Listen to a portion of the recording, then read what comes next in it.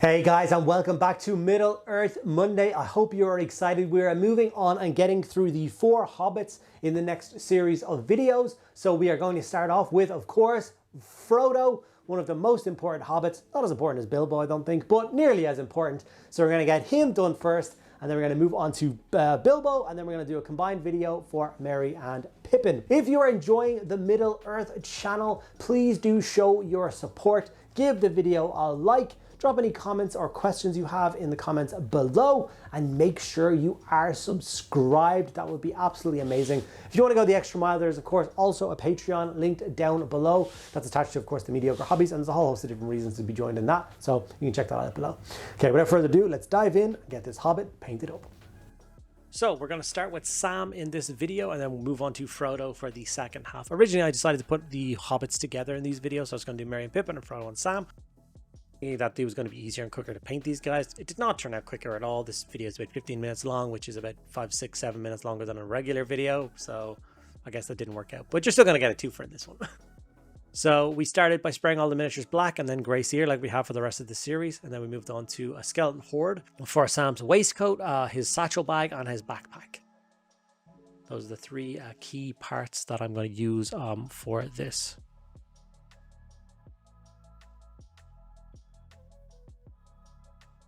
After that, we're going to move over to Creed Camo, and this is going to be for his pants, his trousers. More like 3/4 lengths with hobbits, because they like having their big hairy feet on show.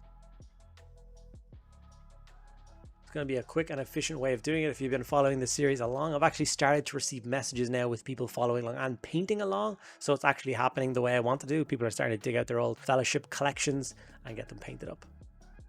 Space Wolf's Grey is going to be the colour for his jacket. Very stylish hobbit, Mr. Sam. Likes his different colors for sure.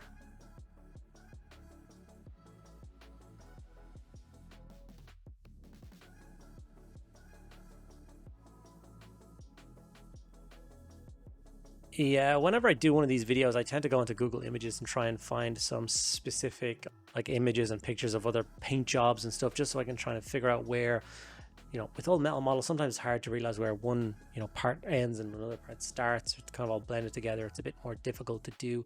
And it was a real struggle to find high quality images when I was looking at it, until I found a Instagram account called Bleeding Art.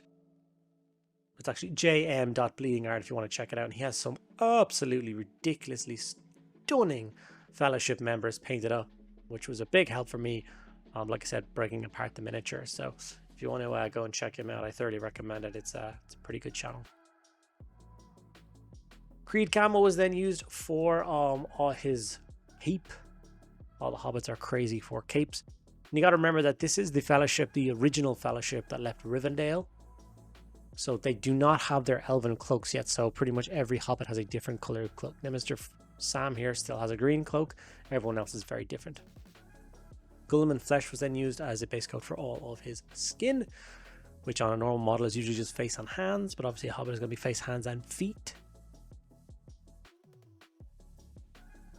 Like I said, this is just all the base coats. It's not going to look fantastic until we throw a wash on and start actually layering it up.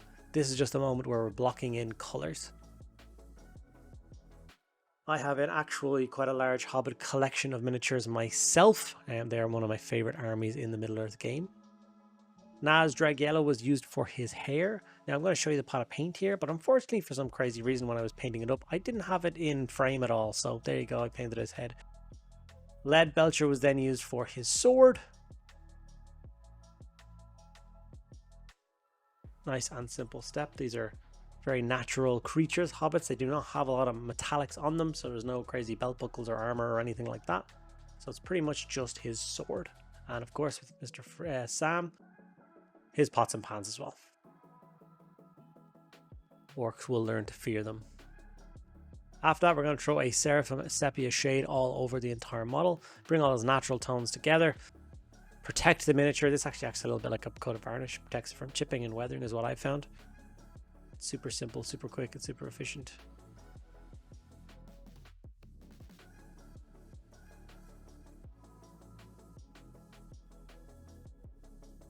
After the shade has dried, we're going to start the layering process. So we're going to start with Thunderhawk Blue and use that to layer up his jacket. Now with pretty much every layer job we do here, we're not really looking for full opacity. We're just looking for a light coat to brighten up the color a little bit, but it's very much okay to leave some of the previous color behind, shadows and recesses, and even on the flatter areas, if you just go a little bit thinner on your paints, that is okay. We're not looking for these brash, bright, obnoxious colors, especially for hobbits. Strachan green was used for his 3/4 length, his little pants. Like I said, following the natural lines and folds of the cloth.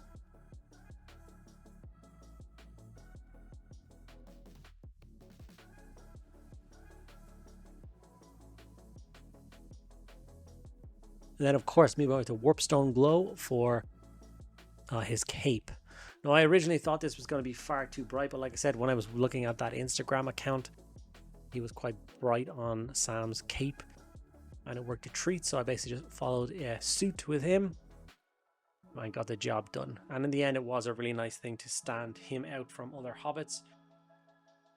Didn't look as crazy and unnatural as I thought it was going to when the entire thing was layered up.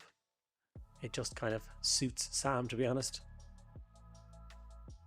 From here we use Pallid Witch Flesh to highlight his waistcoat in his satchel bag and backpack. Now what I did after that, which I didn't get on camera unfortunately, was that I left the Pallid Witch Flesh just flat on the waistcoat because he's supposed to have a bright waistcoat. But on the satchel bag and his backpack, I threw just a really light coat of Agrak Earthshade, the brown wash, over the backpack again, really thin down, just to reshade it, darken it. It was a bit bright with the Pallid Witch Flesh, not something that I wanted to achieve. Cadian Fleshstone was used to highlight the skin and face. Sandry Dust was used to highlight the moppy blonde hair on his head. Another quick step.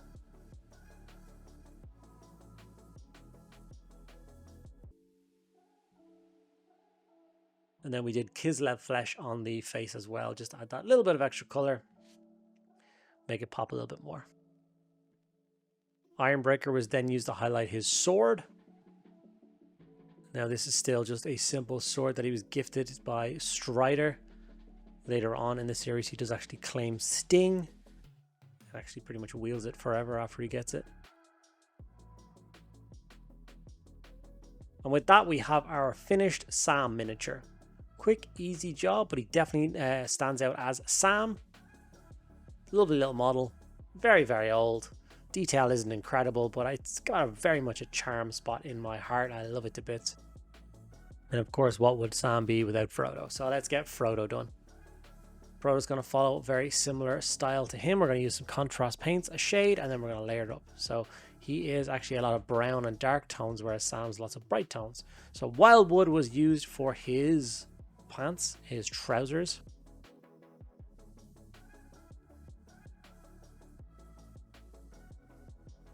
Gore-Grunta Fur was used for his jacket and waistcoat. Now they're slightly different tones when they're layered up, but in the recesses they're very similar. So I'm going to base coat them both the same color, but then when I get to the layering side of things, I might switch it up and go for slightly different tones.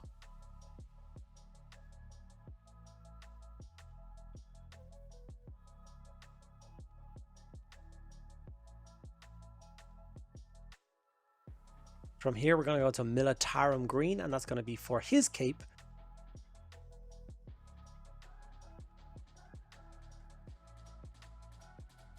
Being careful to get between his legs and go around his backpack without hitting his backpack with Militarum Green as well, because that's going to be like the Sam's backpack, quite bright. We don't want to stay on Militarum Green first.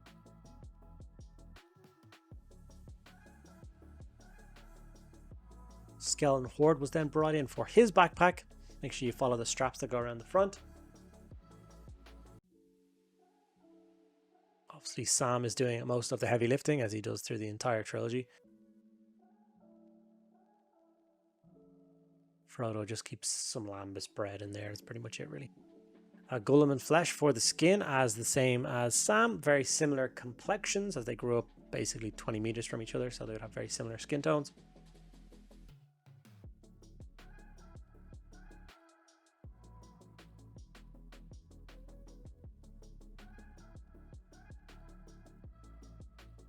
back to Wildwood for his hair, as he does have kind of mousy brown hair.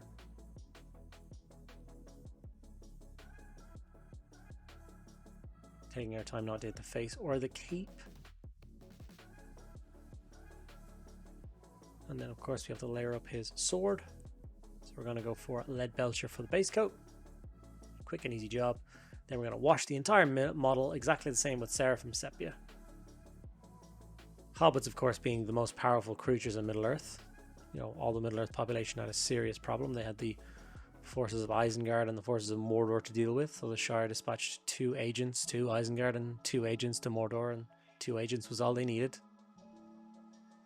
Each pair of hobbits took down their target. Everyone else just kind of flittered around them.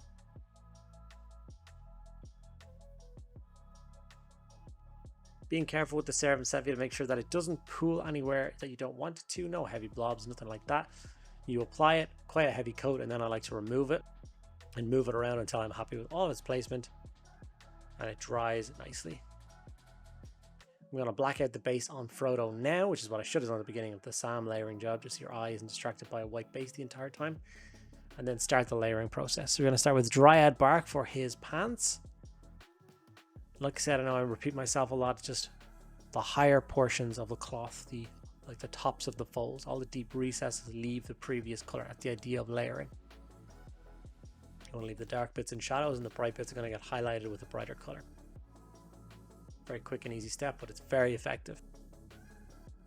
Gorthor Brown was used to highlight his waistcoat, and this is where I was talking about before. You can base something the same color, but then when you get to the highlighting stage, you can pull those colors apart a little bit so they don't look the same. So Gorthor Brown is the color of choice for his waistcoat. And then Mornfang Brown is going to be the color of choice to highlight his jacket.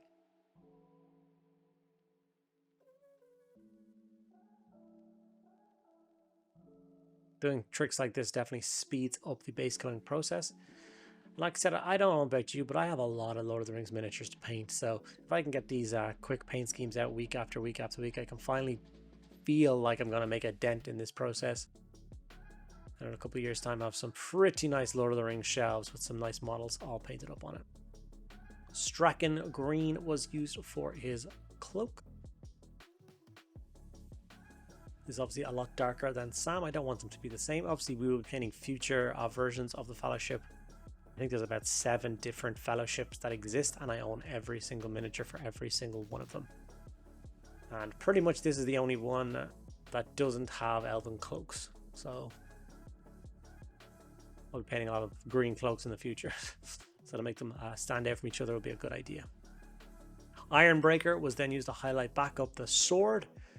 This is the last step we did on Sam's sword, but of course Frodo's sword is a little bit different. And seeing this out, this is the scene where all of the goblins on a troll are about to kick down the door into Balin's tomb. It is going to be glowing blue, so that is something that we are going to want to incorporate into the paint job. And for that, all we're going to do is grab our trusty Talazar blue contrast, nice, bright and blue, and give it a coat over the blade. Make sure you don't get the hilt or the crossguard. All we want is the blade itself. This will of course help him stand out on the battlefield as a VIP, someone to be protected at all times. No, he gets stabbed by a troll here and then abandoned soon after. And with that, we have our finished Frodo. Like, I would love to base these guys up. The basing really does make a huge difference to these miniatures, but I want to base them all up the same at the end, matching into the resin base that I have for them. If you haven't seen the resin base that I have for them, it is an old collector's piece that came with the Battleground and Middle-earth magazines. This is it here, and there's a specific named slot in each for each character, and it's literally where they were standing in the movie as the door was about to break down. So you have even Gimli standing on top of Balin's tomb, Legolas, Aragorn, Boromir up front, Gandalf to the side protecting the hobbits all in the back. Some few high definition photos to finish off the video, and I hope you guys liked it and will follow along painting up your own Frodo and Sam in the very near future.